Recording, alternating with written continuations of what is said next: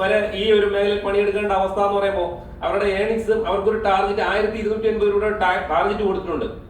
ഈ ടാർഗറ്റ് എത്തിപ്പിടിക്കാൻ വേണ്ടിയിട്ട് അവർക്ക് പറ്റുന്നില്ല എന്നുള്ളതുകൊണ്ടാണ് അവസാന സമയത്ത് ഇതിനകത്ത് സംഭവിച്ച ഒരു ആക്സിഡന്റ് പറ്റിയിട്ട് 2 ലക്ഷം രൂപ മാത്രമാണ് ആക്സിഡന്റ് കവറേജ് വന്നിട്ടുള്ളത്. അതിനകത്ത് ഒരു അനീഷ എന്ന് പറയുന്ന ഒരു പെൺകുട്ടിക്കാണ്, തമിഴ്നാട് സ്വദേശിയാണ്.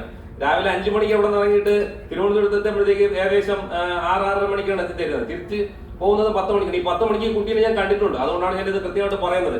അപ്പൊ ഇതുപോലെ ഈ ഒരു മേഖലയിൽ പണിയെടുക്കുന്നവരുടെ ജീവിതം സുഖകരമല്ല എന്നുള്ള കാര്യം കൂടെ ഓർമ്മിക്കാൻ വേണ്ടിയിട്ടാണ് ഈ ഒരു സമയം കിട്ടിയത് ഞാനിവിടെ അവസരപ്പെടുത്തിയത്. അപ്പോ എല്ലാവർക്കും അതുപോലെ തന്നെ ഈ കേരള സർക്കാരിന് വേണ്ടി, സർക്കാർ നമുക്ക് വേണ്ടിയിട്ട് ഈ ചെയ്തു തന്ന ഈ ഒരു ശില്പശാല സംഘടിപ്പിച്ചതും അതിനു വേണ്ടിയിട്ട് നമ്മുടെ നിയമനിർമ്മാണ നടപടികൾ നടപ്പിലാക്കാൻ വേണ്ടിയിട്ടുള്ള കാര്യങ്ങൾ ചെയ്തതിന് സർക്കാരിന്, അതുപോലെ തന്നെ കിലയുടെ ചെയർമാൻ ഗോപിനാഥ് കെ. ഗോപിനാഥ് അദ്ദേഹത്തിനും അതുപോലെ തന്നെ ലേബർ ഡിപ്പാർട്ട്മെന്റിലും എല്ലാവർക്കും നന്ദി അറിയിച്ചുകൊണ്ട് ഞാൻ നിർത്തുന്നു.